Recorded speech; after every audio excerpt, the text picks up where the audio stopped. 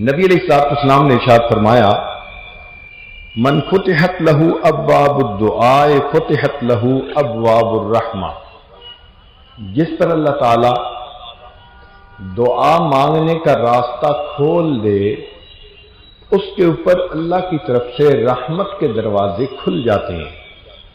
آپ دیکھیں کچھ لوگ ہوتے ہیں ان کے لیے دعا مانگنا بہت آسان، ان کو دعا مانگنا اچھا لگتا ہے، وہ لمبی دعائیں مانگتے ہیں، اور کئی لوگ ہوتے ہیں کہ دعا مانگی نہیں جاتی۔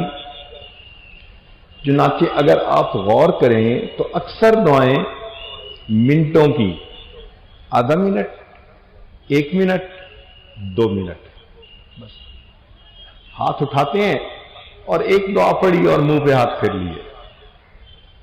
اب یہ منٹوں کی دعا تو پھر ایسے نہیں نا اثر رکھتی۔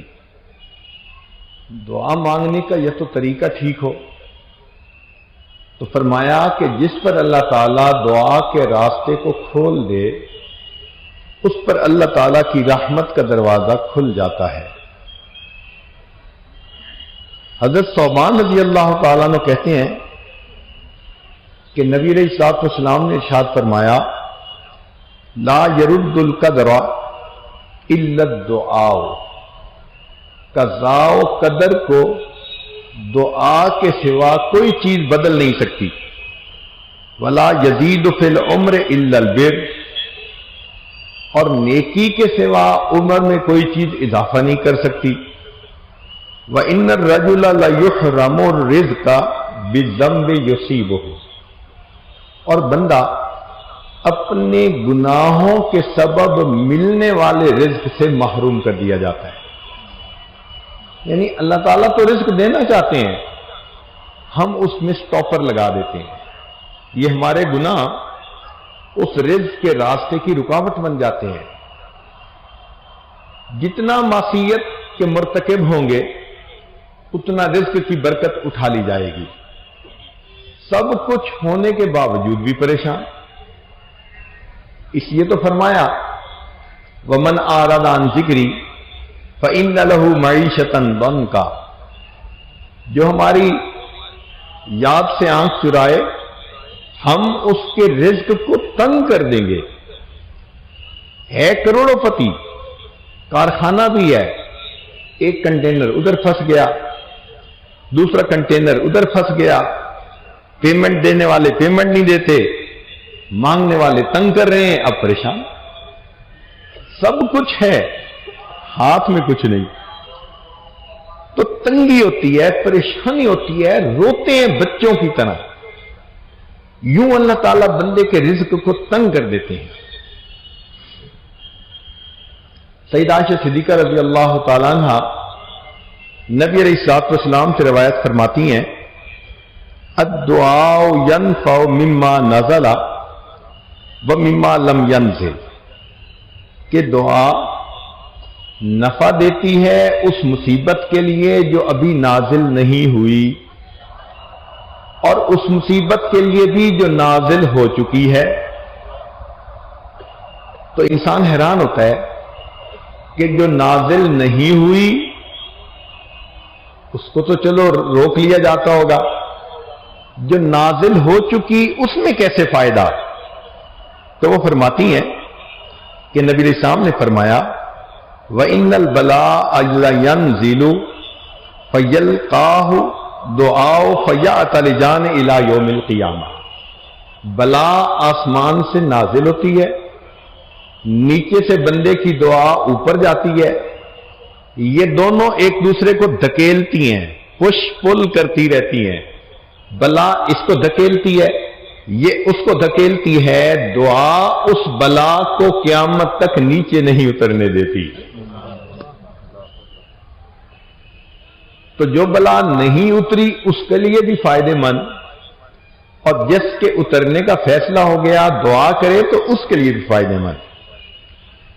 حدیث مبارکہ ہے من لم يدع اللہ یغضب علیہ، جو شخص دعا نہیں مانگتا اللہ تعالیٰ اس بندے سے ناراض ہوتے ہیں۔ جو شخص دعا نہیں مانگتا اللہ تعالیٰ اس بندے سے ناراض ہوتے ہیں۔ ایک حدیث مبارکہ میں ارشاد فرمایا ان اعجز الناس من عجز عن الدعاء. طبرانی شریف کی روایت ہے کہ انسانوں میں سب سے زیادہ عاجز وہ انسان ہے جو دعا مانگنے سے عاجز ہو جائے. اور ایک حدیث مبارکہ میں نبی علیہ السلام نے ارشاد فرمایا الدعاء سلاح المؤمن. دعا مومن کا اسلحہ ہے. جیسے انسان دشمنوں سے بچنے کے لیے اسلحہ کا استعمال کرتا ہے، بلاؤں سے، پریشانیوں سے، مصیبتوں سے، غموں سے بچنے کے لیے، یہ دعا اسلحہ کی مانند ہوتی ہے. لہذا جو بندہ دعا کرتا رہتا ہے اللہ تعالیٰ ان کو ان پریشانیوں سے بچا لیتے ہیں.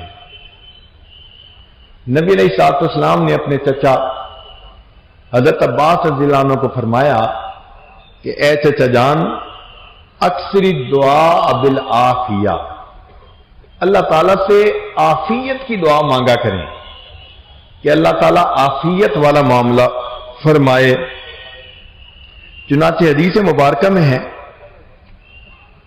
کہ بندہ جب بھی دعا مانگتا ہے اللہ تعالیٰ اس کی دعا کو قبول کرتے ہیں، مگر اس کی 3 مختلف شکلیں ہیں. پہلی شکل یہ کہ جیسے مانگا ویسے قبول کر لی، اور دوسری کہ ویسے قبول کرنی تو اس کے لیے بہتر نہیں تھی تو اللہ تعالیٰ اس کے بدلے کوئی بلا، کوئی مصیبت اس سے دور کر دیتے ہیں. ایکسیڈنٹ ہوتے ہوتے بچ گیا، وہ کوئی مانگی ہوئی دعا تھی. سخت ایکسیڈنٹ ہوا، ساتھ والے مر گئے، یہ بچ گیا، تو اس کی جو جان بچی اس کی کوئی دعا تھی. تو یہ دعا کے اثرات ہوتے ہیں. چھوٹا بچہ بیماریوں سے بچا رہا، حالانکہ اور بچے وائرس کی وجہ سے بیمار ہو گئے، یہ دعا کا اثر تھا. تو کبھی دعا من و ان قبول کر لی جاتی ہے، کبھی اس کے بدلے بلا مصیبت کو ٹال دیا جاتا ہے، اور اگر یہ بھی نہ ہو تو اس دعا کو بندے کے لیے ریزرو رکھ لیا جاتا ہے. قیامت کے دن یہ بندہ اللہ تعالیٰ کے سامنے حاضر ہوگا، اس وقت اس کو اس دعا کا اللہ اجر عطا فرمائیں گے، اور ہر دینے والا اپنے شان کے مطابق دیتا ہے. کہتے ہیں کہ حاتم طائی سے سائل نے 5 دینار مانگے تھے، اس نے 500 دینے کا حکم دیا. تو کسی نے کہا جی مانگے تو 5 ہیں. اس نے کہا بھائی اس نے اپنی حیثیت سے مانگے، مجھے اپنی حیثیت سے دینے ہیں، میں نے 500 دینے کا حکم دیا. تو جب دنیا کا سخی 5 مانگنے والے کو 500 دیتا ہے تو اندازہ لگا سکتے ہیں کہ اللہ رب العزت جب دینے والے ہوں گے، جو زمین و آسمان کے خزانوں کے مالک ہیں، تو وہ اپنی شان کے مطابق عطا فرمائیں گے. حدیث مبارکہ میں ہے کہ بندہ تمنا کرے گا کاش دنیا میں میری کوئی دعا قبول نہ ہوتی اور میری ہر دعا کا بدلہ آج مجھے قیامت کے دن یہی پر مل جاتا. تو مومن کے تو مزے، جیسے مانگا قبول تو بھی مزہ، اس کے بدلے بلا مصیبت ٹال دی پھر بھی مزہ، اور قیامت کے دن اگر اللہ عطا کریں گے تو اس سے بھی زیادہ مزہ. ہاں ایک صورت ہے کہ جس صورت میں بندے کی دعا کو رد کر دیا جاتا ہے، پھٹے کپڑے کی طرح اس کے منہ پہ مار دیا جاتا ہے. وہ کون سی صورت ہے؟ جب بندہ کہنا شروع کرتا ہے نا جی اللہ ہماری تو سنتا نہیں، تو اس بات سے اللہ تعالیٰ کو بہت جلال آتا ہے. یاد رکھیں ان ربی لسمیع الدعاء، میرا پروردگار دعا کو سنتا ہے، مگر اللہ اللہ ہے. ایسے تو نہیں نا کہ ہم بات کریں اور اسی وقت پوری ہو جائے. اس کی اپنی شان ہے، اپنی مرضی ہے کب اس دعا کو قبول فرمائے. تو یہ الفاظ کبھی بھی زبان سے نہیں کہنے چاہیے کہ جی اللہ تعالیٰ ہماری تو سنتا نہیں، سنتا تو وہ سب کی ہے۔ ہاں اگر یہ امید رکھے کہ میں نے جو دعا مانگی مجھے 3 میں سے کسی نہ کسی ایک صورت میں دعا کا بدلہ ملے گا، تو اللہ رب العزت اس کی دعا کا بدلہ اس کو ضرور عطا فرماتے ہیں۔ کئی مرتبہ ایسے بھی ہوتا ہے کہ بندے کا مانگنا اللہ کو پسند آتا ہے تو اللہ تعالیٰ اس کو مانگنے کا موقع دیتے ہیں۔ آپ نے نہیں دیکھا کئی دفعہ بچہ روتا ہے نا تو باپ تھوڑا اس کو رونے دیتا ہے، اس کو اچھا لگ رہا ہوتا ہے، اور کئی باپ کو تو دیکھا کہ وہ بچے کو خود تیز کرتے ہیں کہ تھوڑا رونے والی شکل بنائے۔ اپنی اپنی طبیعتیں ہیں نا۔ بالکل حدیث مبارکہ میں اسی طرح فرمایا گیا، نبی علیہ الصلوۃ والسلام نے ارشاد فرمایا کہ بندے کی دعا بسا اوقات اللہ رب العزت کے سامنے پیش ہوتی ہے تو اللہ تعالیٰ فرماتے ہیں، اب سنیے حدیث، ان العبد یدعو اللہ سبحانہ وہو یحبہ فیقول، اللہ تعالیٰ بندے سے محبت کرتے ہیں، وہ بندہ اللہ سے دعا مانگتا ہے تو اللہ تعالیٰ فرماتے ہیں جبرائیل، اے جبرائیل اخر حاجت عبدی، میرے بندے کی حاجت کو ذرا مؤخر کر دو، پوسٹ پون کر دو۔ فإنی احب ان اسمع صوتہ، میں اس کی آواز کو سننا پسند کرتا ہوں۔ اللہ اکبر کبیرہ۔ چنانچہ ایک بزرگ گزرے ہیں یحییٰ بن سعید القطان رحمت اللہ علیہ، فرماتے ہیں کہ انہ رأى الحق سبحانہ وتعالی فی المنام، ان کو خواب میں اللہ رب العزت کا دیدار نصیب ہوا۔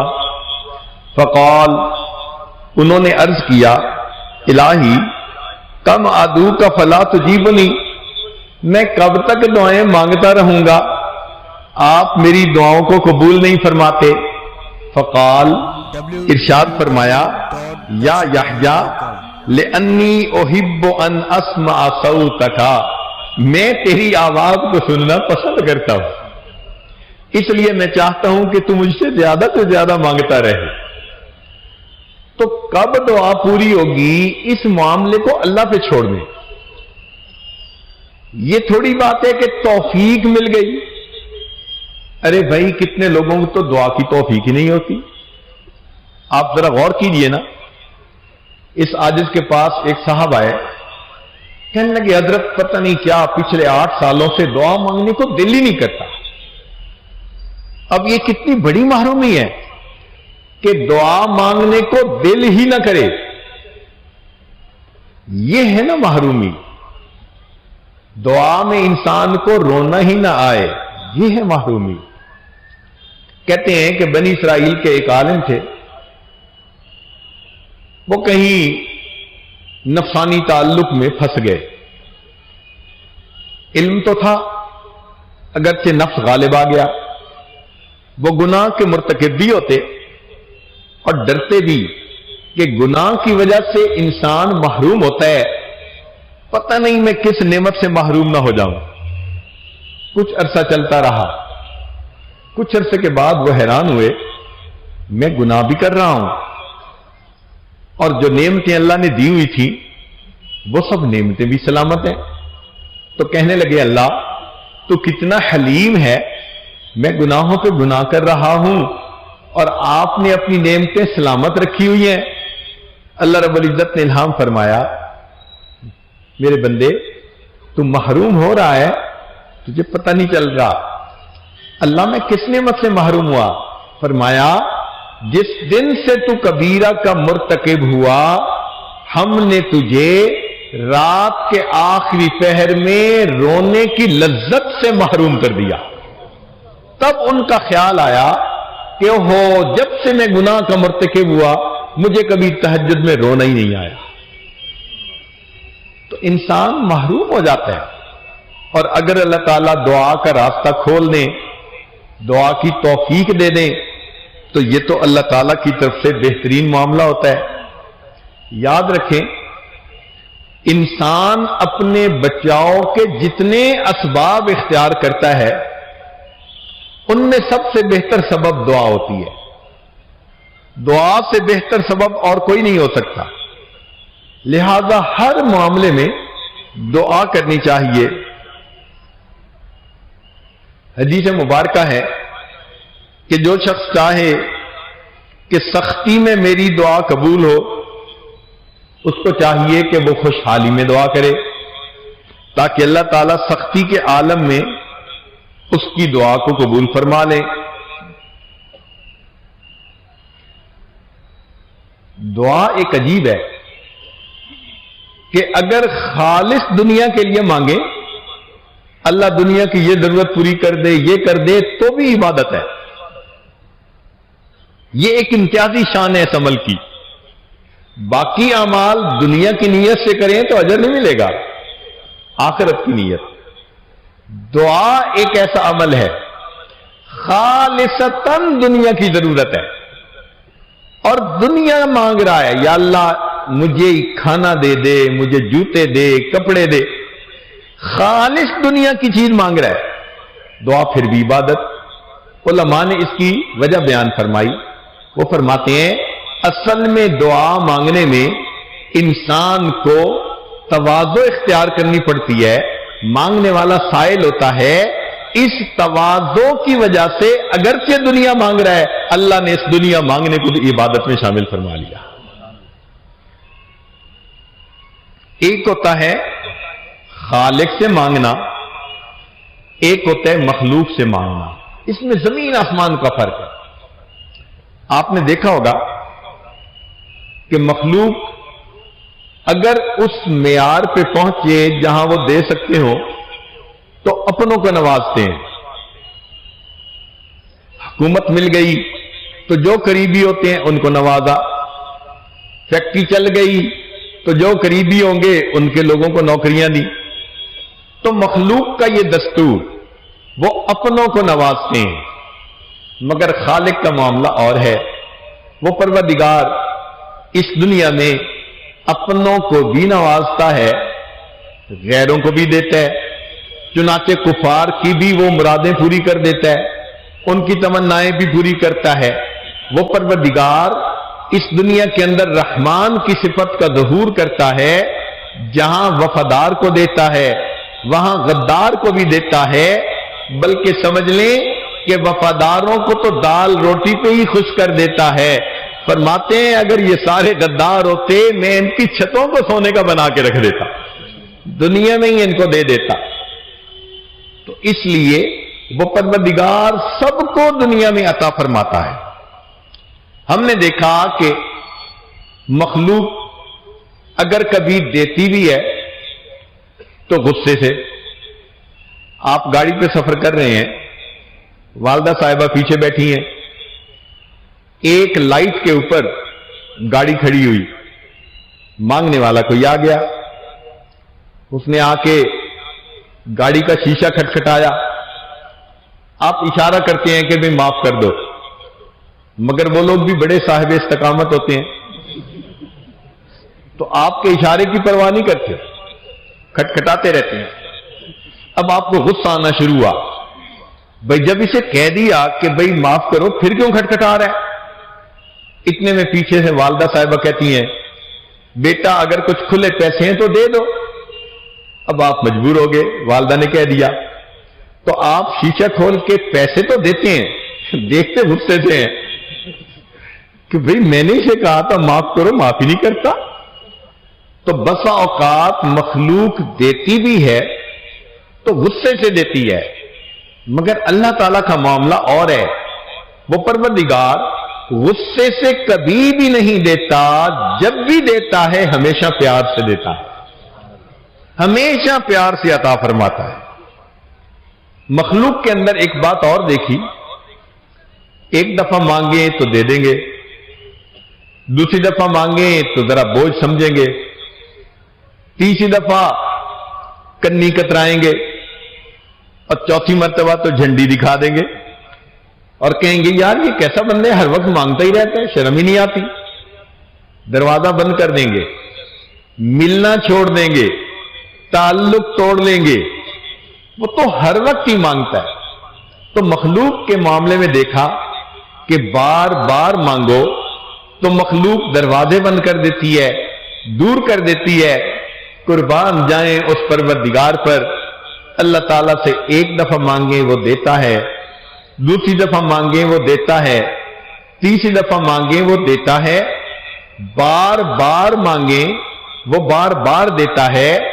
بلکہ جو بندہ ہر چیز اللہ سے مانگے، ہر حال میں اللہ سے مانگے، اللہ اس بندے کو اپنے اولیاء میں شامل فرما لیتے ہیں۔ میرا یہ بندہ میرے بغیر کسی سے مانگتا ہی نہیں، فرماتے ہیں یہ میرا ولی ہے، جب بھی مانگتا ہے مجھ سے مانگتا ہے۔ مخلوق کے دینے میں اور خالق کے دینے میں ایک فرق اور بھی دیکھا۔ بڑی حیثیت کا بندہ ہو، اس سے تھوڑا مانگو تو وہ ناراض۔ کوئی بڑا امیر آدمی ہو، آپ کہیں جی مجھے 1 روپے کی ضرورت ہے، وہ کہے گا تم نے مجلس میں مجھے ذلیل کیا، میری پبلک انسلٹ کر دی، 1 روپیہ مجھ سے مانگتے ہو، مجھے کیا سمجھا ہوا ہے؟ تو اگر بڑے سے تھوڑا مانگو تو وہ ناراض، اور کسی غریب کے پاس جائیں جی مجھے $1 ملین قرض کی ضرورت ہے، وہ کہے گا مذاق کرتے ہو یار۔ تو غریب سے زیادہ مانگو تو وہ ناراض، امیر سے تھوڑا مانگو تو وہ ناراض۔ مگر پروردگار کا معاملہ کچھ اور ہے، اس پروردگار سے تھوڑا مانگیں تو وہ دیتا ہے، زیادہ مانگیں تو وہ دیتا ہے۔ حتیٰ کہ کتابوں میں لکھا اگر کوئی بندہ اپنے جوتے کا ٹوٹا ہوا تسمہ بھی اللہ سے مانگتا ہے، اللہ بندے کو وہ تسمہ بھی خوش ہو کر عطا فرما دیتا۔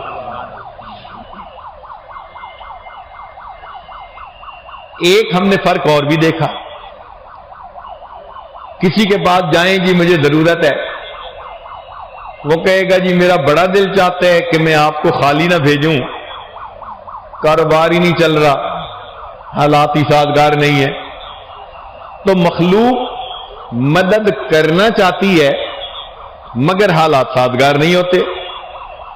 مگر اللہ رب العزت کے ہاں تو معاملہ اور ہے، وہاں تو نہ بجٹ کی کمی نہ خزانے کی کمی۔ جب بھی بندہ اللہ سے مانگتا ہے اللہ رب العزت اپنے بندے کو ہمیشہ عطا فرماتے ہیں اور خوش ہو کر عطا فرماتے ہیں۔ ایک فرق ہم نے اور بھی دیکھا، مخلوق کا دروازہ دن میں کھلا ہوتا ہے، رات کو بند ہوتا ہے۔ دوست ہے تو دفتر دن میں کھلا ہوگا، دکان دن میں کھلی ہوگی، ملنے کے اوقات آفس دن میں کھلا ہوگا، رات کو دفتر بند، صاحب آرام کر رہے ہیں۔ تو دن میں دفتر کھلتے ہیں دروازے، رات کو دروازے بند ہو جاتے ہیں۔ لیکن اس پروردگار کی شان کچھ اور ہے، اس سے بندہ دن میں مانگے دن میں بھی دروازہ کھلا ہوتا ہے، رات میں مانگے تو رات میں بھی دروازہ کھلا۔ وہ فرماتے ہیں لا تأخذہ سنۃ ولا نوم، اس پروردگار کو نہ اونگ آتی ہے نہ نیند آتی ہے۔ ایسا نہ ہو کہ میرا بندہ مجھ سے مانگے اور دینے والا اونگ رہا ہو۔ فرمایا ہم نیند اور اونگ سے بھی منزہ اور مبرہ ہیں، ہم ہر وقت جاگنے کی حالت میں ہیں۔ میرا بندہ جب مانگے گا اپنے دینے والے کو جاگتا پائے گا۔ ایک بات اور بھی دیکھی، مخلوق سے اگر ایک کام کروا لیا تو پھر ان کی بھی توقعات ہو جاتی ہیں۔ چنانچہ دوسری دفعہ جائیں تو پوچھتے ہیں بھئی کیا لائے ہو، کوئی گفٹ لائے یا نہیں؟ تو مخلوق کے دروازے پہ جاؤ تو پوچھا جاتا ہے کیا لائے ہو۔ اللہ کا معاملہ کچھ اور ہے۔ جب بھی جاؤ اللہ کے دروازے پر، اللہ تعالیٰ یہ نہیں پوچھتے کیا لائے ہو، ہاں بندے سے اتنا پوچھتے ہیں میرے بندے تم مجھ سے کیا لینے کے لیے آئے ہو۔ بادشاہوں کے دروازے پہ جب کوئی جاتا ہے تو بادشاہ نہیں پوچھا کرتے کہ کیا لائے ہو، بادشاہ پوچھا کرتے ہیں کیا لینے کے لیے آئے ہو؟ تو ہمیں چاہیے کہ ہم اس پروردگار سے مانگیں،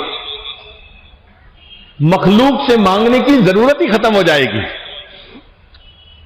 اگر ہمیں اللہ رب العزت سے مانگنا آ گیا۔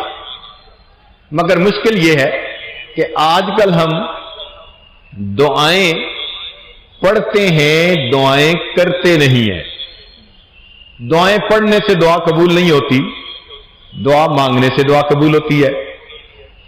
چنانچہ حجاج بن یوسف کا ایک مشہور واقعہ ہے، پانی دینا، حجاج بن یوسف کا مشہور واقعہ ہے کہ وہ طواف کر رہا تھا۔ اس نے ایک اندھے کو دیکھا جو بیٹھا ہوا دعا مانگ رہا تھا روٹین میں، اللہ مجھے بینائی عطا کر دے، اللہ میری آنکھیں ٹھیک کر دے، بصیرت دے دے، اللہ مجھے آنکھیں دے دے، دعا کر رہا تھا۔ حجاج بن یوسف کھڑا ہو گیا، اس نے اس اندھے کو ٹھوکر لگا کے پوچھا، اندھے میں حجاج بن یوسف ہوں۔ اس کے بارے میں بڑا مشہور تھا کہ بڑا سخت دل انسان ہے اور جو کہتا ہے بس وہ کر دیتا ہے۔ تو اندھا تھوڑا گھبرا گیا، کیا مصیبت نازل ہو گئی آج؟ حجاج بن یوسف نے اسے کہا کہ میں طواف کر رہا ہوں اور میرے ابھی اتنے چکر باقی ہیں، اگر میرے طواف مکمل ہونے تک تیری آنکھیں ٹھیک نہ ہوئی تو میں نے تجھے قتل کروا دینا ہے۔ اور اپنے ایک سپاہی کو کھڑا بھی کر دیا کہ یہ اندھا بھاگنے نہ پائے، اور خود طواف کرنے لگ گیا۔ اب اندھے کو جب پتہ چلا کہ وہ مجھے کہہ کے گیا ہے کہ میں تجھے قتل کروا دوں گا، اب تو اس کی حالت ہی بدل گئی۔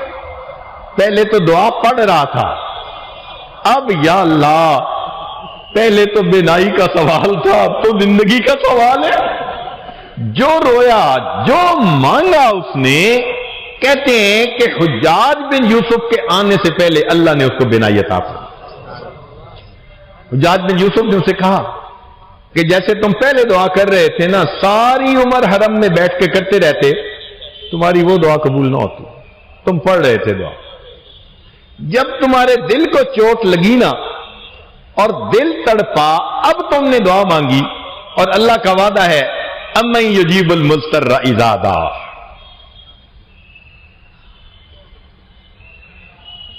آج کل ہم نے اکثر دیکھا ہے کہ لوگ دعائیں مانگتے نہیں بلکہ ایسے دعا کرتے ہیں جیسے کام ذمہ لگا رہے ہیں۔ ذرا توجہ کیجئے گا، افسر آتے ہیں نا اپنے دفتر میں، بھائی انجینئر صاحب آپ یہ کر دیں، فورمین صاحب آپ یہ کر دیں، اور سپروائزر صاحب یہ کر دیں، اور الیکٹریشین صاحب یہ کروا دینا، ٹیکنیشین صاحب آپ یہ کر دینا۔ وہ کام ذمہ لگاتا ہے۔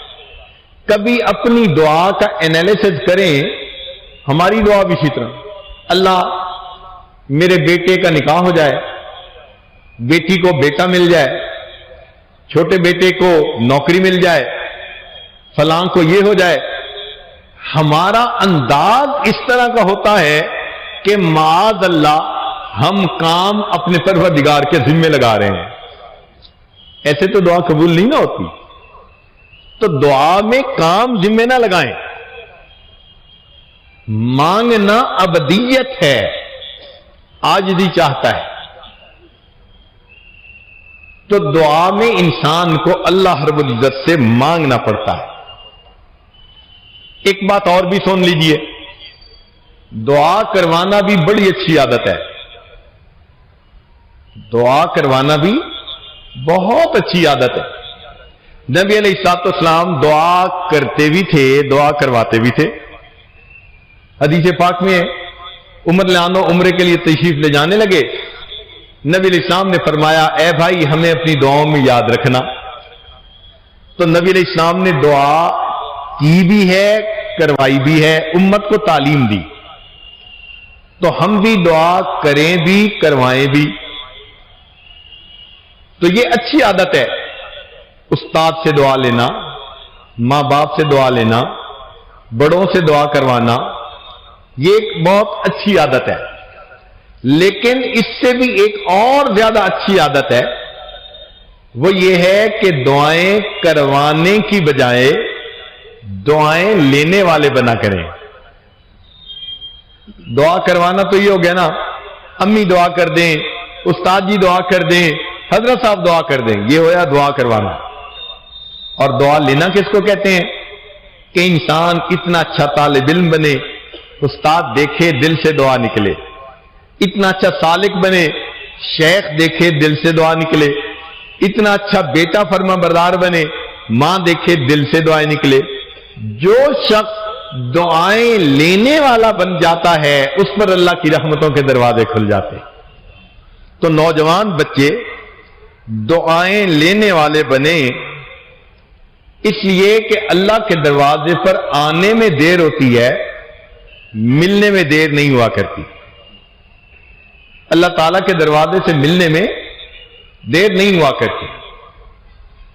یہاں تک حدیث مبارکہ من سال اللہ الشہادۃ بصدق بلغ اللہ منازل الشہداء وان مات علی فراشہ، حدیث مبارکہ، جس شخص کے دل میں شہادت کی تمنا ہوگی اور وہ دعا مانگتا ہوگا، اگرچہ اس کو بستر پر موت آئے گی، اللہ اس کو قیامت کے دن شہید کا مقام عطا فرما دیں گے۔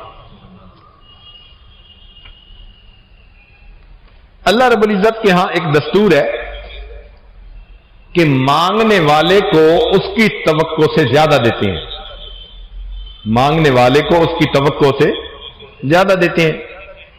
اس کی مثال قرآن عظیم الشان میں سے، سیدنا ابراہیم علیہ السلام نے دعا مانگی، اے اللہ میں نے اپنی اولاد کو آپ کے گھر کے قریب بسایا، وارزقہم من الثمرات، ان کو کھانے کے لیے پھل عطا کیجیے۔ اب دستور کی بات ہے کہ پھل عام طور پہ درختوں کے اوپر ہوتے ہیں، مگر جب رب کریم نے دعا کی قبولیت کا تذکرہ فرمایا تو ارشاد فرمایا، اے میرے ابراہیم یجبا الیہ ثمرات کل شیء، اس جگہ پر ہر چیز کے پھل پہنچیں گے۔ ثمرات الاشجار نہیں کہا کہ درختوں کے پھل، حالانکہ انڈرسٹینڈنگ یہی ہے، مگر اللہ تعالیٰ دیتے زیادہ ہیں۔ دیکھیں، درختوں کا پھل ان کا فروٹ، کھیتیوں کا پھل ان کی سبزی، کارخانوں کا پھل ان کا پروڈکٹ، انسان کا پھل ان کی اولاد۔ تو اللہ کریم نے فرمایا کہ میرے ابراہیم تو نے تو ثمر مانگا نا جو عام طور پہ درخت کا ہوتا ہے، میں اتنا بڑا دینے والا پروردگار ہوں کہ صرف درختوں کے پھل نہیں، پوری دنیا میں جو چیز جہاں کہیں بن رہی ہوگی میں اس بیت اللہ میں تیری دعا کی وجہ سے اس کو پہنچا دوں گا۔ آج آپ دیکھیے پوری دنیا میں کہیں پھل ہوتا ہے وہ مکہ مکرمہ میں ملتا ہے، سبزی وہاں ملتی ہے، کپڑے وہاں ملتے ہیں، جو سہولت کی چیز اللہ نے سب چیزیں وہاں پہنچا دی۔ یہ تھا یجبا الیہ ثمرات کل شیء۔ عمر رضی اللہ تعالیٰ عنہ ایک مرتبہ عمرے کے سفر سے واپس آ رہے ہیں، ایک میدان کے اندر رات کو سو گئے، تہجد کے لیے آنکھ کھلی تو 14ویں کا رات چمک رہا تھا۔ آسمان کے چاند کو دیکھ کے ان کو مدینہ طیبہ کا چاند یاد آیا، نبی علیہ الصلوۃ والسلام کی یاد آئی۔ اس وقت انہوں نے اللہ سے ایک دعا مانگی، دعا یہ تھی، اللہم ارزقنی شہادتا فی سبیلک، اے اللہ مجھے اپنے راستے میں شہادت عطا کیجیے، وجعل قبری فی بلد حبیبک، اور میری قبر اپنے محبوب کے شہر میں بنا دیجیے۔ دعا قبول ہو گئی۔ چنانچہ اگر عمر رضی اللہ تعالیٰ عنہ کو پہاڑ کی چوٹی پہ شہادت مل جاتی دعا قبول، کہیں زمین کی پستی پہ مل جاتی دعا قبول، مگر نہیں، اللہ تعالیٰ امید سے زیادہ دیتے ہیں۔ عمر رضی اللہ عنہ کو شہادت کس جگہ ملی؟ مسجد نبوی ہے، باوضو ہے، مصلی نبوی ہے، نماز کی حالت ہے، قرآن کی تلاوت کر رہے ہیں، اس حال میں ان پر وار ہوتا ہے جو ان کی شہادت کا سبب بن جاتا ہے۔ یہ تو انہوں نے کبھی نہیں سوچا تھا نا کہ کس کامل انابت اللہ کی شکل میں مجھے شہادت ملے گی۔ پھر اگر ان کو جنت بقیع میں دفن ہونے کی سعادت مل جاتی تو دعا قبول، وجعل قبری فی بلد حبیبک، مگر دینے والے کی دین بڑی۔ اللہ تعالیٰ نے فرمایا میرے محبوب کے پیارے مجھ سے دعا مانگی کہ آقا کے شہر میں میری جگہ آخری وقت میں بنے، میں جنت بقیع میں نہیں اپنے محبوب صلی اللہ علیہ وسلم کے قدموں میں گنبد خضرا میں تمہیں جگہ عطا فرما دیتا۔ تو مانگنے والے نے جب بھی مانگا، دینے والے کی دین اس سے بڑی ہے، وہ پروردگار امیدوں سے بڑھ کر عطا فرماتا ہے۔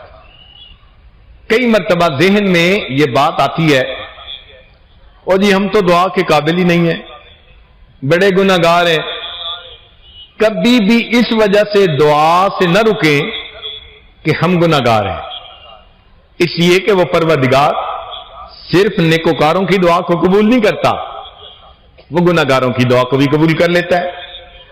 سفیان بن عیینہ انہوں نے ایک عجیب بات کہی، فرماتے ہیں لا یمنعن احدا الدعاء ما یعلم فی نفسہ، تم میں سے کسی بندے کو یہ بات دعا سے روک نہ دے کہ وہ اپنے دل میں سوچے کہ میرے اندر تو بڑے گناہ ہیں، فإن اللہ قد اجاب دعاء الشر خلقہ وهو ابلیس حین قال رب انذرنی الی یوم یبعثون۔ اللہ تعالیٰ نے سب سے زیادہ شریر شیطان کی بھی دعا کو قبول کر لیا جب اس نے قیامت کے دن کہا تھا رب انذرنی الی یوم یبعثون، اللہ قیامت تک کے لیے مہلت دے دیجئے۔ پروردگار نے فرمایا انک من المنذرین، میں نے تمہیں مہلت دے دی۔ تو اگر اللہ تعالیٰ شیطان کی دعا کو بھی قبول فرما سکتا ہے تو پھر مانگنے والا تو کلمہ گو مسلمان ہوتا ہے، اس کو کیوں پریشان ہونے کی ضرورت ہے؟ تو یہ شیطان کا ایک ہتھیار ہے، دل میں ڈالتے ہو جی ہم تو بڑے گناہگار ہیں، ہم کیا دعا مانگیں، اور جی ہماری جھوٹی زبانیں۔ بھائی جھوٹی زبان سے اگر کلمہ پڑھا قبول ہو جاتا ہے تو دعا مانگی بھی قبول ہو جائے گی۔ تو دعا مانگنے میں کبھی دیر نہ کیا کریں یا اس کو روکا نہ کریں۔ انسان سے مانگو تو انسان ناراض، اللہ تعالیٰ سے نہ مانگو تو اللہ تعالیٰ ناراض۔ ہاں اتنا ہے کہ انسان مانگے تو دل متوجہ ہونا چاہیے، یہ نہیں ہے کہ زبان پہ دعا ہو اور دل میں کسی اور کی طرف دھیان ہو۔ سنیے قیل مر موسیٰ علیہ السلام، ایک مرتبہ موسیٰ علیہ السلام گزرے برجل یدعو و یتضرع، ایک بندے کے قریب سے جو بندہ دعا بھی مانگ رہا تھا اور ظاہر میں آنسو بھی بہہ رہے تھے۔ فقال موسیٰ علیہ السلام، موسیٰ علیہ السلام نے کہا الہی لو کانت حاجتہ بیدی قضیتها، اے اللہ اگر اس بندے کا مسئلہ میرے اختیار میں ہوتا نا، مانگ بھی رہا ہے رو بھی رہا ہے، تو میں اس کے مسئلے کو حل کر دیتا۔ فأوحى اللہ تعالی الی، اللہ تعالیٰ نے موسیٰ علیہ السلام کی طرف وحی نازل کی، انا ارحم بہ منک، اے میرے پیارے موسیٰ علیہ السلام میں آپ سے زیادہ اس بندے پر رحم کرنے والا ہوں، ولکنہ یدعونی، مگر یہ مجھ سے دعا کر رہا ہے، وَلَهُ غَنَمٌ، اور اس کا ریوڑ ہے، وَقَلْبُهُ عِنْدَ غَنَمِهِ، اور اس کا دل بکریوں کے ریوڑ میں پھنسا ہوا ہے۔ وَإِنِّي لَا أَسْتَجِيبُ لِعَبْدٍ يَدْعُونِي وَقَلْبُهُ عِنْدَ غَيْرِي، اور میں نہیں ایسی دعا کو قبول کرتا، دعا مجھ سے مانگے دل کسی اور کے پاس ہو۔ اب اس غنم کا ترجمہ محدثین نے یہ بھی کیا کہ جانوروں میں دل پھنسا ہوا تھا، اور بعض نے بکریوں سے عورت مراد لی کہ دل کہیں لڑکیوں میں پھنسا ہوا تھا۔ تو دعا ادھر مانگ رہا ہے، دل ادھر پھنسا ہوا ہے، دعا کیسے قبول ہو؟ فذکر موسیٰ علیہ السلام للرجل ذالک، موسیٰ علیہ السلام نے اس بندے کو یہ بات بتائی کہ تیرا دل پھنسا ہوا ہے، دعا قبول نہیں ہونی جب تک دل کو خالی نہ کر دیں۔ فانقطع الی اللہ تعالی بقلبہ، اس بندے نے اپنے دل کو قطع کر لیا، توڑ لیا ہر طرف سے۔ فقضیت حاجتہ، اللہ نے اسی وقت اس کی حاجت کو پورا فرما دیا۔ تو اللہ تعالیٰ چاہتے ہیں میرے بندے مجھ سے مانگ رہے ہو تو پھر دل بھی تو میرے پاس ہونا چاہیے نا تمہارا۔ چنانچہ ایک حدیث مبارکہ میں ہے، اوحی اللہ الی عیسیٰ علیہ السلام، اللہ تعالیٰ نے عیسیٰ علیہ السلام کی طرف وحی نازل فرمائی، حب لی من قبلک الخشوع، اپنے دل سے مجھے خشوع دے دیجئے، ومن بدنک الخضوع، اور بدن کی طرف سے خضوع یعنی با ادب با وقار دعا مانگنا، ومن عینک الدموع، اور اپنی آنکھ سے آپ آنسو کا قطرہ دے دیجئے، ثم ادعونی، پھر دعا کیجئے، استجب لکا، میں دعا کو قبول کروں گا، فانی قریب مجیب، بے شک میں دعا کو قبول کرنے والا ہوں۔ چنانچہ انسان اگر اللہ تعالیٰ سے دعائیں مانگے اللہ تعالیٰ اس کی دعاؤں کو قبول فرماتے ہیں۔ کئی دفعہ ایسے ہوتا ہے کہ بندہ دعا مانگے تو فوری آثار ظاہر نہیں ہوتے، تو دعا مانگنا نہ چھوڑے، مانگتا رہے مانگتا رہے۔ کئی ایسے بھی بزرگ تھے 25 سال بعد دعا قبول، 50 سال بعد ان کی دعا قبول ہوئی، اور انہوں نے آنکھوں سے قبول ہوتے دیکھی۔ تو ٹائم لگتا ہے مگر اللہ قبول فرما لیتے ہیں۔ آپ نے دیکھا ہوگا نا کہ بچہ کہتا ہے امی مجھے آئس کریم دے دیں، کہتے ہیں نہیں تیرا گلا خراب ہے نہیں دینا، وہ روتا ہے دے دیں، نہیں دینا، ماروں گی، روتا ہے بھائی نہیں دینا، شروع میں ماں کرتی رہتی ہے اور بچہ بھی روتا رہتا ہے مانگتا رہتا ہے، دل آخر وہی ماں ہوتی ہے آئس کریم اٹھا کے دے دیتی ہے، اچھا بھائی کھا لو۔ تو اللہ رب العزت کے ہاں بھی معاملہ ایسا، بندہ روتا ہے مانگتا ہے، بالآخر اللہ تعالیٰ دروازے کو کھول دیتے ہیں۔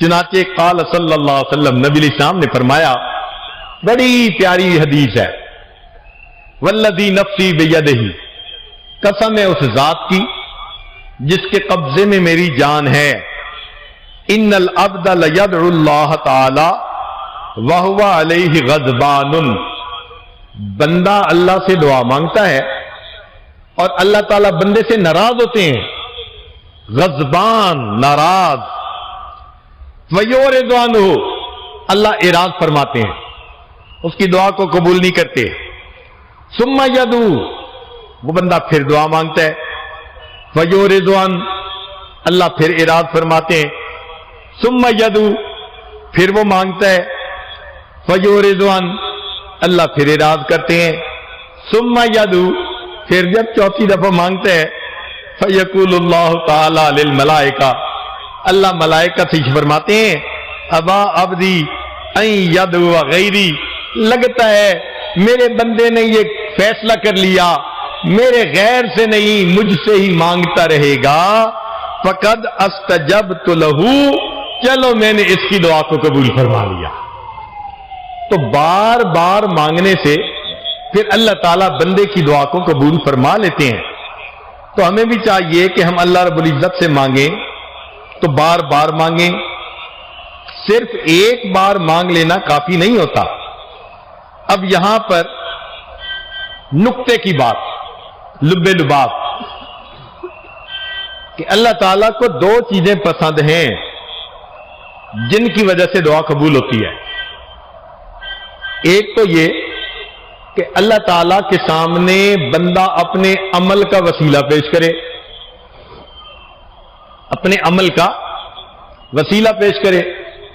اس کی دلیل حدیث مبارکہ بخاری شریف کی روایت ہے، بنی اسرائیل کے 3 بندے پھنس گئے تھے، چٹان آ گئی تھی غار کے دروازے، ان میں سے ایک نے اپنا عمل پیش کیا، ماں باپ کی خدمت، چٹان ہٹ گئی۔ دوسرے نے پیش کیا، اللہ میں تیرے ڈر کی وجہ سے زنا سے بچا، چٹان اور ہٹ گئی۔ تیسرے نے عمل پیش کیا کہ میں نے تیری خاطر ایک بندے کی امانت میں خیانت نہ کی، اللہ نے چٹان ہٹا دی، ان کو نجات عطا فرما دی۔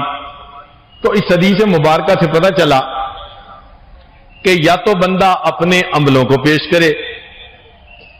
کہتے ہیں کہ شیخ عبدالحق مدد دہلوی رحمۃ اللہ علیہ کا زمانہ تھا، دہلی میں ایک دفعہ بہت قحط پڑا، شہر کے علماء نے اعلان کیا سارے لوگ میدان میں جمع ہو جائیں، اپنے بچوں کو بھی لائیں، جانوروں کو بھی لائیں، اور سب دھوپ میں کھڑے ہو کے اللہ سے مانگیں، اللہ بارش عطا کر دے۔ اشراق کے وقت سے مانگنا شروع کیا، عصر کا وقت ہو گیا، آسمان کے بادل کا نام و نشان نہیں، لوگ حیران تھے، ہزاروں انسان رو رہے ہیں، عورتیں رو رہی ہیں، بچے رو رہے ہیں، اب تو جانور بھی پریشان ہو گئے، مگر اللہ کی رحمت متوجہ نہیں ہوئی۔ اتنے میں ایک نوجوان اونٹ کے اوپر کسی سواری کو لے کے جا رہا تھا، اس نے جب مجمع دیکھا، سواری کو روکا اور جا کے پوچھا کہ لوگ کیوں جمع ہیں؟ انہوں نے کہا جی اشراق کے وقت سے لے کے عصر کا وقت ہو گیا، دعا مانگ رہے ہیں، دعا قبول ہی نہیں ہو رہی۔ اس نے کہا اچھا۔ وہ سواری کے پاس واپس آیا اور وہاں کھڑے ہو کے اس نے کوئی دعا مانگی، اسی وقت آسمان کے اوپر سے بارش نازل ہونی شروع ہو گئی۔ تو علماء بڑے حیران تھے، وہ اس بچے کے پاس گئے، اے نوجوان تیرا کون سا عمل تھا کہ جس کے صدقے اللہ نے رحمت کر دی؟ اس نے کہا اس اونٹ کے اوپر میری والدہ سوار ہیں اور مجھے ان کی زندگی کا پتہ ہے، تقیہ نقیہ، پاک صاف عفیف زندگی گزارنے والی تھی۔ میں آیا اور میں نے ان کی چادر کا ایک کونا پکڑ کے دعا مانگی، اے اللہ میں اس ماں کا بیٹا ہوں جس نے پاک دامنی کی زندگی گزاری ہے، اللہ تجھے اس کی پاک دامنی کا واسطہ اپنے بندوں پر بارش برسا دے۔ رب کریم کو یہ بات اتنی پسند آئی، اسی وقت بارش عطا فرما۔ تو بھائی ایک طریقہ تو یہ کہ انسان اپنے عمل پیش کرے، مگر ہمارے کیس میں تو یہ ممکن ہی نہیں، ہمیں تو اپنی زندگی میں کوئی ایک عمل بھی نظر نہیں آتا جو اللہ کے سامنے پیش کرنے کے قابل ہو۔ ایک دن ایسا نہیں جو گناہوں کے بغیر گزرا ہو، تو پھر ہم اپنا عمل کیسے پیش کر سکتے ہیں؟ کون جرأت کر سکتا ہے وہ اپنی عبادت کو اللہ کے حضور پیش کر سکے؟ لہذا یہ عمل آج ہم جیسے گناہگاروں کے لیے تو پیش کرنے کے قابل نہیں۔ البتہ ایک اور بات ہے جس کو اللہ تعالیٰ پسند فرماتے ہیں، وہ کیا ہے؟ اس کو کہتے ہیں اعتراف جرم۔ کیا کہتے ہیں؟ اعتراف جرم، اپنے گناہوں کا اعتراف کر لینا، جرم کا اعتراف کر لینا، اللہ کے سامنے اپنے گناہگار ہونے کا اعتراف کر لینا، معافی مانگ لینا۔ جو بندہ جرم کا اعتراف کر لیتا ہے، اللہ تعالیٰ اس کے اعتراف سے بھی پسند فرما کے اس کی توبہ کو قبول کر لیتے ہیں، اس کی دعا پوری کر دیتے ہیں۔ چنانچہ اس سلسلے میں ایک واقعہ سن لیجیے۔ اندلس میں ایک مرتبہ قحط پڑ گیا، بارش نہیں ہوتی تھی۔ سن 350 ہجری کا واقعہ ہے۔ علماء نے فیصلہ کیا کہ سارے لوگ ایک میدان میں جمع ہو جائیں اور اللہ سے دعا مانگیں۔ چنانچہ سارے لوگ آ گئے، سارا دن دعا مانگتے رہے اور دعا قبول نہ ہوئی۔ کسی نے جا کے بادشاہ کو بتایا، بادشاہ کا نام تھا عبد الرحمن ناصر، کہ جناب ساری پبلک کتنے وقت سے دعا مانگ رہی ہے مگر دعا قبول نہیں ہو رہی۔ تو عبد الرحمن ناصر سر سے تاج اٹھا کر بیٹھا ہوا تھا، ننگے پاؤں ننگے سر اپنے دربار سے نکلا اور اسی طرح دوڑتا ہوا آیا اور لوگوں میں گھل مل کے ہاتھ اٹھائے اور دعا مانگنے لگا، اللہ بڑا قصوروار تو میں ہوں اور میرے قصوروں کی وجہ سے اللہ اپنے بندوں کو تو تنگی میں نہ ڈال دیجئے، میں معافی مانگتا ہوں، مجھے معاف کر دیجئے اور مجھے معاف فرما کر اپنے بندوں کو نعمت عطا فرما۔ ابھی ہاتھ نیچے نہیں ہوئے تھے، اللہ نے اسی وقت بارش عطا فرما دی۔ تو اعتراف جرم کو بھی اللہ پسند فرماتے ہیں۔ اب ہم جیسے لوگوں کے لیے یہ قابل عمل چیز ہے، ہم اللہ تعالیٰ کے سامنے اپنے جرم کا اقرار کریں اور اپنے اللہ سے مانگیں کہ اے اللہ ہم جیسے بھی ہیں تو آپ کے نا۔ کہتے ہیں کہ ایک عورت تھی، خاوند ناراض ہوا اور ناراض ہو کے کہنے لگا، نہ تیرے پاس شکل ہے نہ عقل ہے، نہ بڑے خاندان کی، نہ مال، نہ یہ نہ وہ، تیرے پاس ہے کیا؟ تو جب خاوند خوب ناراض ہوا تو اس عورت کی آنکھوں میں سے آنسو آ گئے۔ ہم اپنی علاقائی زبان میں وہ شعر پڑھتے ہیں، پھر اس کے بعد اس کا ترجمہ آپ کے سامنے پیش کریں گے۔ کہنے لگی، نہیں کوئی اوقات اوگنہار دی، نہیں کوئی اوقات اوگنہار دی، جے ہو جئی وی ہاں میں ہاں سرکار دی، کہ میری کوئی اوقات نہیں ہے، جو آپ نے کہا بالکل ٹھیک کہا، میرے اندر کوئی وصف نہیں، کوئی خوبی نہیں، ایک بات تو پکی ہے، میں جیسی بھی ہوں تو آپ ہی کی نا، آپ کے سوا تو کسی کی طرف نظر نہیں اٹھاتی۔ کہتے ہیں اس عورت کی بات خاوند کے دل پر اتنی اچھی لگی، اس نے اس کی کوتاہیوں کو معاف کر دیا۔ ہم بھی آج اس بارگاہ میں اللہ کے سامنے یہی کہتے ہیں، اللہ ہم گناہ گار سہی، خطا کار سہی، ہمارے پاس صفتیں نہیں، ہمارے پاس اچھے اخلاق نہیں، کوئی کمالات نہیں، اللہ گناہوں کے سوا ہماری چولی میں کچھ نہیں ہے، مگر اتنی بات تو ہے جیسے بھی ہیں تو آپ ہی کے نا، کلمہ آپ کا پڑھا، اکیلے آپ کو پروردگار مانتے ہیں، آپ کے سوا کبھی کسی غیر کی طرف نہیں جھکے، کبھی غیر کی طرف ہاتھ نہیں پھیلایا۔ میرے مولا جب آپ ہی سے مانگ رہے ہیں تو آپ ہمیں اپنے در سے خالی نہ اٹھائیے۔ اگر ہم توجہ سے مانگیں گے اللہ تعالیٰ عطا فرمائیں گے۔ مانگنے کا طریقہ بنی اسرائیل کے گناہگار سے سیکھ لیجئے۔ کیا اس نے مزے کی دعا مانگی؟ سبحان اللہ۔ امید ہے کہ آپ دل کے کانوں سے اس واقعے کو سنیں گے اور اپنی زندگی میں اس سے فائدہ اٹھائیں گے۔ فرماتے ہیں وہب ابن منبہ رحمت اللہ علیہ اس کے راوی ہیں، فرماتے ہیں کان فی زمن موسیٰ علیہ السلام شاب آتن مطرف علی نفسہ، ایک نوجوان تھا، بڑا سرکش تھا، اپنی جانوں پہ ظلم کرتا تھا، نفس کا پجاری تھا، نفسانی شیطانی شہوانی گناہوں میں لگا رہتا تھا، اتنا گناہ کرتا تھا کہ بستی کے لوگوں نے مل کر مشورہ کیا کہ اس کو منع کر دو، اگر یہ باز نہ آیا ہم اسے دھکے دے کے شہر سے نکال دیں گے۔ چنانچہ وہ کچھ دن تو بچا رہا، پھر اس نے گناہ کا ارتکاب کیا۔ اب تو بستی والوں نے خوب پٹائی بھی کی اور اس کو اپنی بستی سے نکال بھی دیا۔ فَأَخْرَجُوهُ مِن بَيْنِهِمْ، لسوء فعلہ، اس کے برے کام کی وجہ سے بستی والوں نے اس کو اپنے بستی میں سے نکال دیا.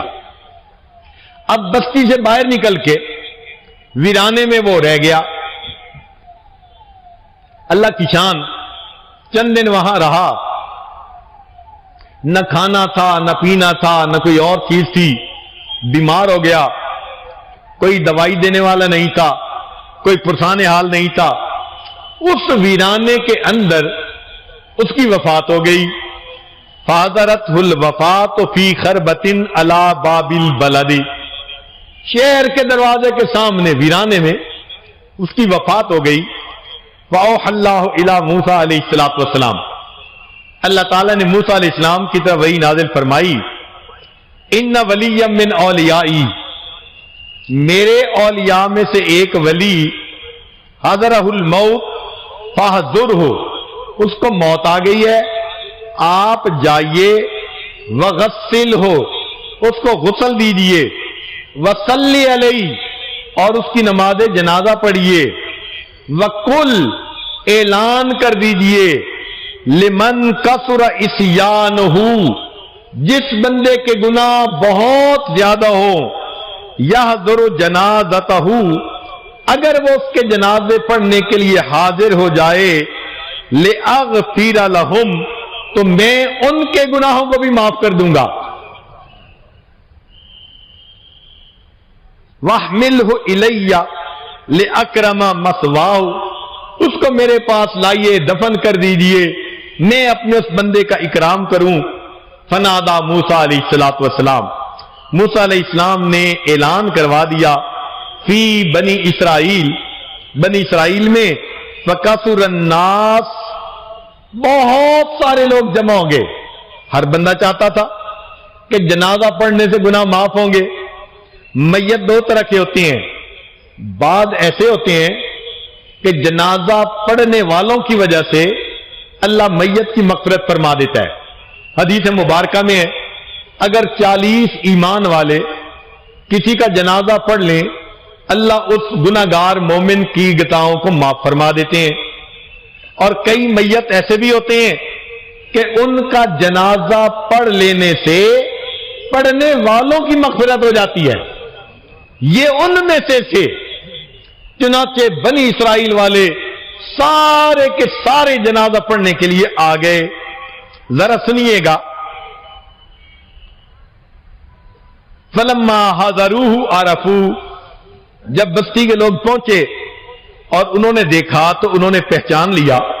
فقال، کہنے لگے، یا نبی اللہ، اے اللہ کے نبی صلی اللہ علیہ وسلم، ھذا ھو الفاسق الذی اخرجناہ، یہ تو وہی فاسق ہے جس کو ہم نے بستی سے نکال دیا تھا.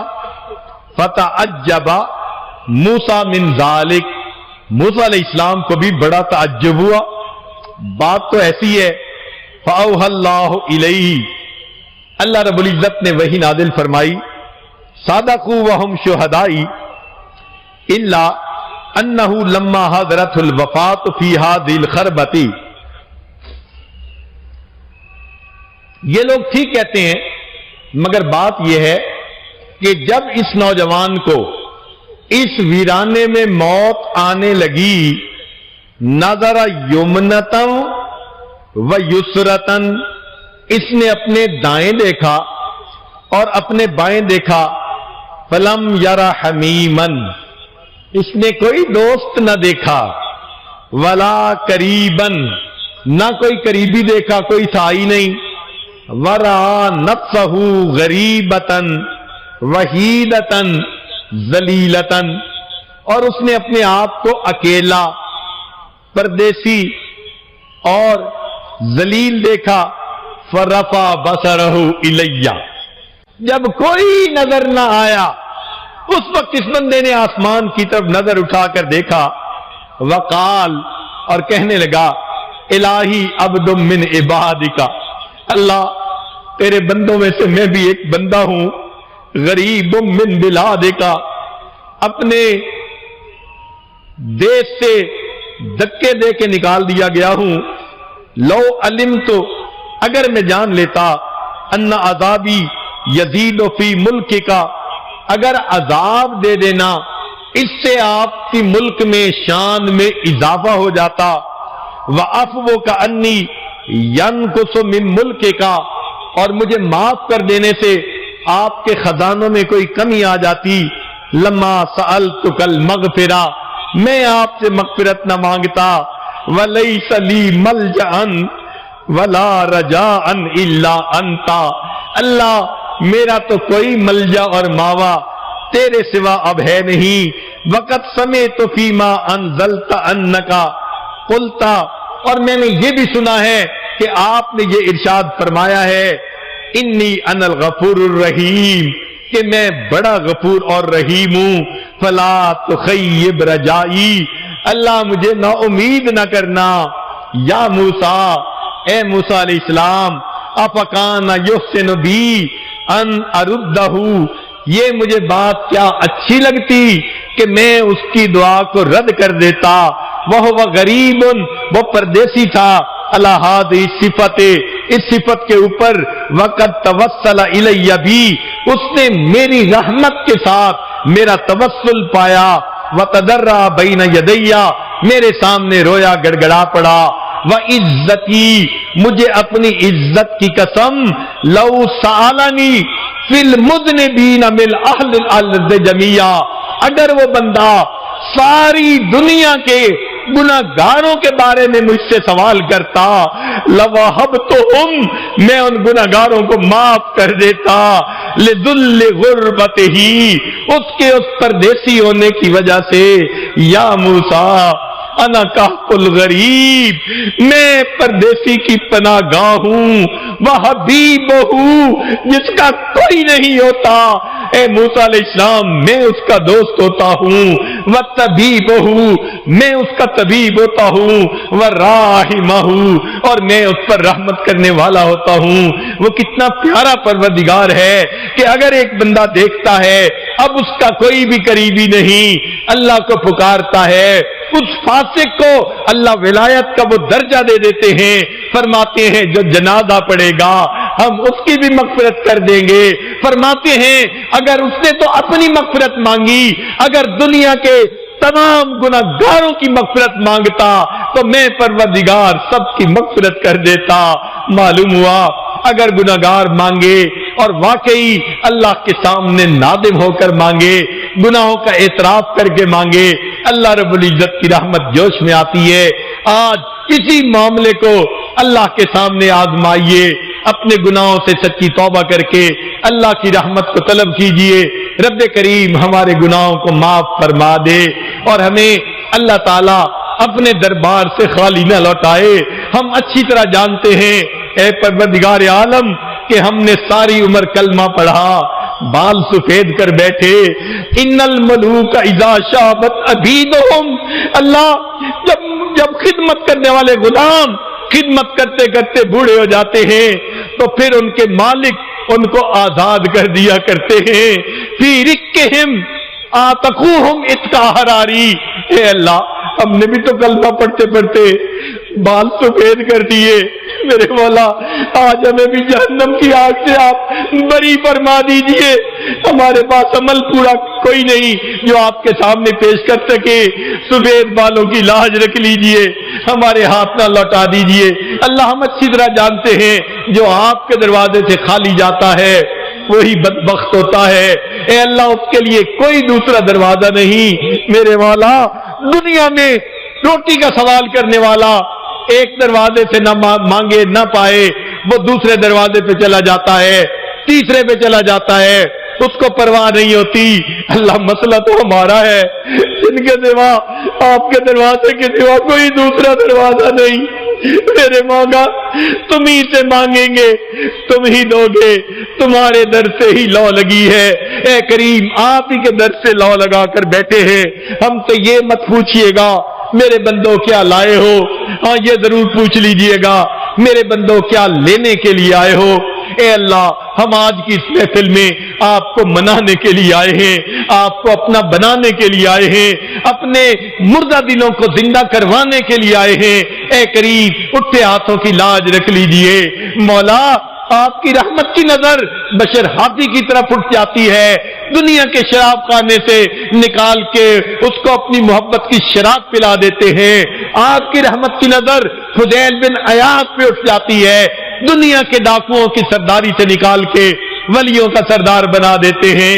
اے اللہ، ایسی رحمت کی ایک نظر ہم مسکینوں پر بھی تو ڈال دیجئے مولا، آپ کی ایک نظر کے مستحق ہیں، اے کریم ایک نظر رحمت کی ڈال دیجئے۔ آج کی اس محفل میں ہماری بگڑی بنا دیجئے، ہماری دعاؤں کو اللہ قبول فرما لیجئے، اور ہمیں اٹھنے سے پہلے اللہ جولیوں کو بھر دیجئے۔ وآخر دعوانا ان الحمد للہ رب العالمین۔